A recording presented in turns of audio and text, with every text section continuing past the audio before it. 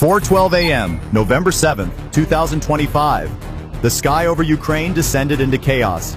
In less than 30 minutes, Russia launched 45 K-35 cruise missiles and 120 Shahed-type drones, a strike package worth over $200 million.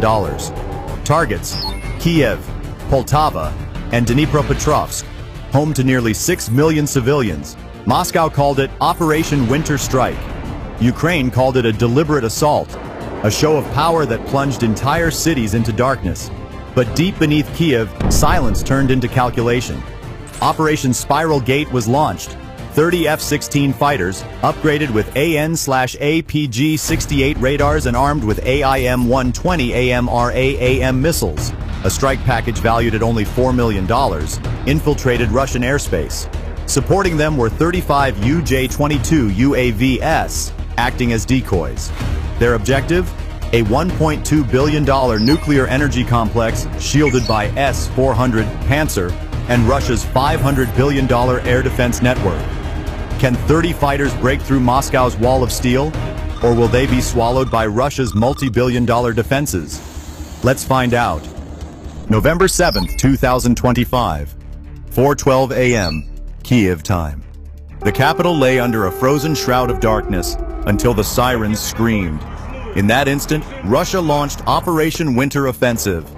45 K-35 Uran cruise missiles and 120 Shahed-style suicide drones tore across the night sky, obliterating 25 civilian and infrastructure sites across Kiev, Poltava, and Dnipropetrovsk. It was the largest nighttime airstrike since the invasion began. Chaos erupted, flooding Ukraine's radar screens. Alarms wailed through air bases. A storm of missiles was descending straight toward populated centers. Activate all defense systems, the commander ordered. 30 seconds later, S-300 and HIMARS batteries lit up the sky. 36 interceptor missiles shot upward like lightning. 9 incoming missiles were destroyed mid-air, but others broke through. The first explosions ripped through Obolon district. A 12-story apartment block collapsed in 19 seconds, crushing 87 residents beneath burning rubble. A nearby school was completely incinerated. Children's backpacks lay scattered across the snow. At 4:21 a.m., a maternity hospital lost all power. Nurses carried 11 newborns through smoke-filled corridors, guided only by the glow of their phones. By 6 a.m., 38 civilians were confirmed dead, 51 wounded, and over 9,000 displaced. More than 620 residential buildings were damaged. Within just 6 hours, the destruction exceeded $420 million. Kiev's central power grid lost 45% of its output, plunging 1.2 million residents into darkness. Heating stations shut down. Radiators turned cold. Supermarkets burned to ashes within 3 hours. In Poltava, temperatures dropped to -9 degrees Celsius, 15 degrees Fahrenheit. Families waited in lines for hours to collect boiling water from emergency tanks. Hospitals rationed generator fuel. Only 12 hours of electricity remained for surgical rooms. By dawn, one of Ukraine's key energy facilities had been destroyed, a symbol of Moscow's intent to freeze an entire nation into submission. But deep beneath Kiev, in the underground command center, silence turned to fury. Moscow called it Operation Winter Offensive. Kiev called it the crime in the snow. And as the smoke drifted eastward, one thing was certain: Ukraine would strike back, not with rage, but with a precision colder than the snow itself. That morning, the sun had not yet truly risen over the Kiev sky. Smoke still lingered in the air as President Volodymyr Zelensky descended into the underground command center, located 18 meters beneath the presidential residence. Around the table sat Ukraine's top generals, the intelligence director, and the energy minister, faces ashen with exhaustion and anger. The reports were brutal: 45 missiles, 120 unmanned aircraft, $420 million in damage, and one of the nation's critical power grids wiped out entirely. More than 1.2 million people remained without electricity. If they want to freeze us, Zelensky said quietly, we will make them feel the cold too. That sentence marked the birth of Operation Spiral Gate, a counterstrike designed not for revenge, but for deterrence. The target, The Kremlin nuclear power plant, located near Udomlya, Tver Oblast, roughly 200 miles northwest of Moscow. A facility employing more than 1,000 engineers and civilian staff, regarded as one of the pillars of Moscow's energy empire. Hitting it would not only damage the economy, it would humiliate the Kremlin. The Ukrainian Air Force presented its weapons. 30 F-16 Fighting Falcons, recently upgraded with AN/APG-68. Radars capable of detecting enemy aircraft at ranges of 180 kilometers, and armed with AM-120 AMRAAM missiles that reach Mach 4 and have a 100-kilometer range. Supporting them, 35 UJ-22 airborne UAV valued at $100,000 would act as bait to expose the Russian air defenses. Facing them was Russia's S-400 Triumph, a $800 million air defense system, and Panzer S-1 batteries valued at $15 million each, all protecting a plant considered untouchable. Inside that dim bunker, everyone understood what lay ahead. Ukraine had lost $420 million in a single night. Now they would gamble US-funded weapons to achieve a target worth $1 billion. And when Zelensky gave the order, the words echoed around the room. Let them know, Moscow is not untouchable. Will Russia's untouchable shield truly stop the storm that Ukraine is about to unleash? 3:58 a.m., November 8, 2025. The night on Ukraine's border was very quiet. Too quiet. Then one by one, 30 F-16 Fighting Falcons taxied down the frozen runway near Myrhorod Air Base. Engines thundered like storms beneath the starry sky, rattling the icebound ground. Operation Spiral Gate had moved from plan to execution. Each fighter carried 2 AM-120 AMRAAM missiles and a load of precision-guided bombs. Their radars were locked onto the Russian border, while a small, humble aircraft, a UJ-22 airborne UAV worth just $100,000, launched ahead. Its mission: lure the Russian air defense network into the open. At 4:27 a.m., the UAV violated enemy airspace. Within 90 seconds, radar signals erupted across western Russia. Panzer S-1 systems protecting the energy complex activated and locked on to the false target. 5 interceptor missiles, each costing $1 million, were fired into the sky. The result? A plume of white contrails chasing a UAV that cost less than a luxury car. From Ukraine's control room, officers watched the screens light up in silence. Target illumination confirmed, one said. They've taken the bait. As the $5 million volley struck the decoy and detonated among the clouds, the real strike package climbed from 10,000 meters, slicing radar signatures with a precise formation. Every passing minute drained Russia's coffers.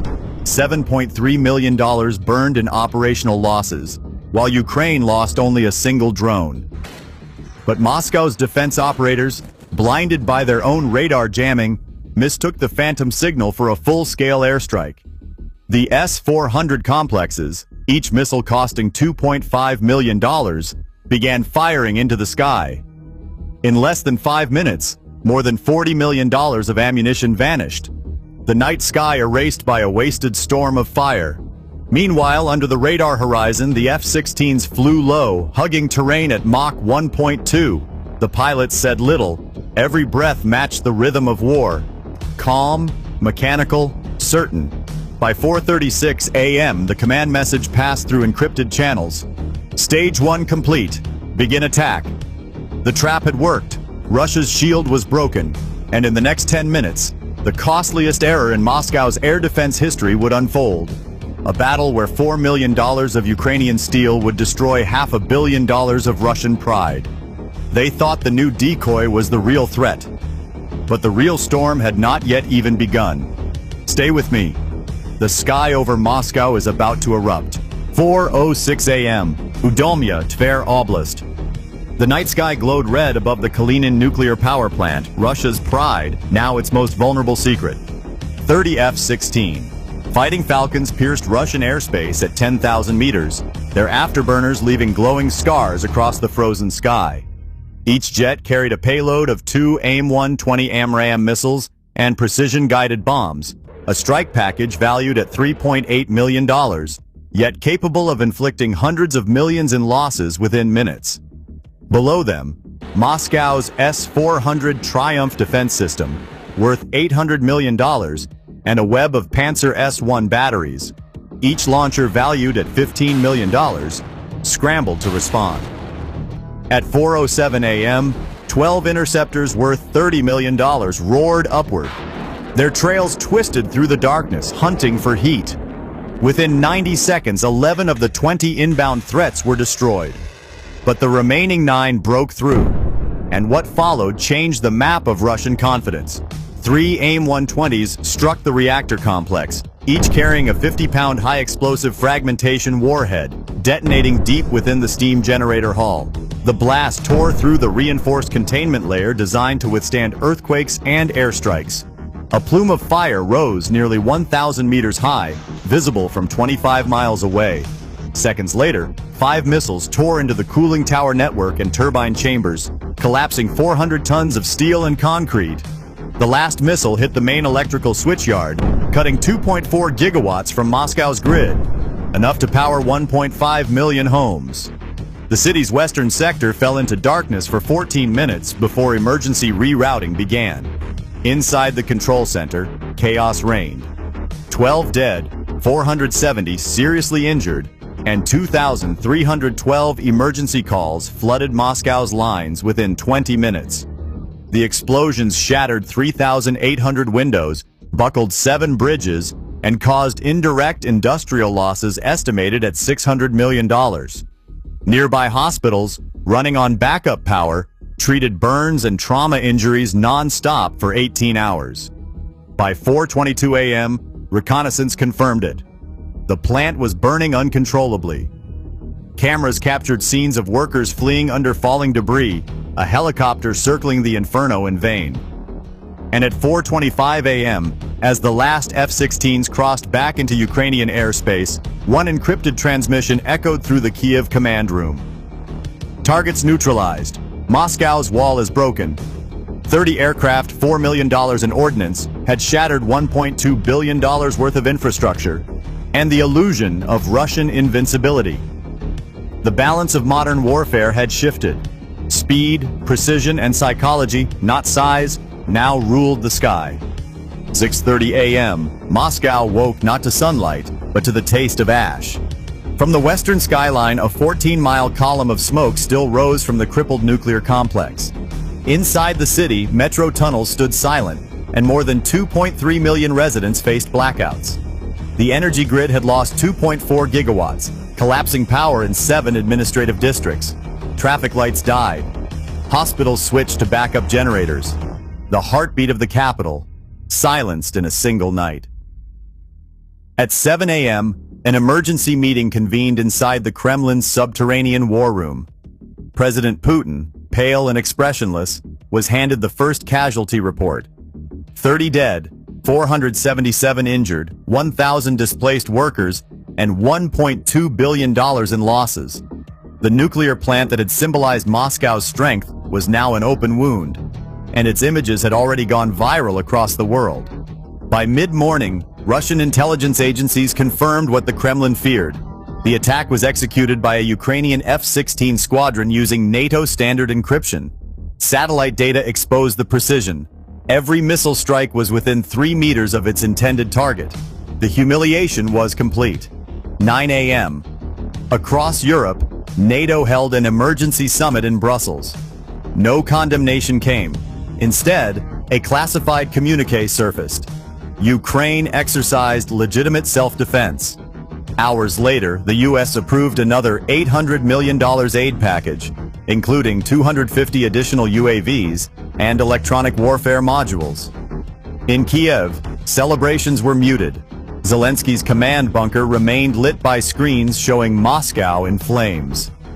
"This isn't victory," he said softly, "but a message that terror has a cost." By noon, international markets reeled. The Russian energy index fell 11%, erasing $23 billion in value in a single trading day. Panic rippled through global exchanges, and as the fires burned into afternoon, the world realized something irreversible. A $4 million Ukrainian strike had crippled a $500 billion Russian defense architecture. Steel walls had failed. Algorithms had won. War had changed. Forever. You can build fortresses of concrete and iron, but history always finds a way to fly through the window. By nightfall on November 8, 2025, the fire in western Moscow had dimmed, but the world it left behind would never be the same. The Kremlin's proud towers stood against a red horizon, silent, humiliated, and exposed. For the first time in decades, Russia's invincibility had been pierced not by nuclear power or economic might, but by precision, calculation, and human resolve. In Kyiv, the lights flickered back on after nearly 40 hours of darkness. Families gathered in basements and stairwells, holding candles, whispering prayers. They had lost so much: homes, hospitals, entire neighborhoods. Yet the news of the counterstrike brought something the Russian missiles could not destroy: hope.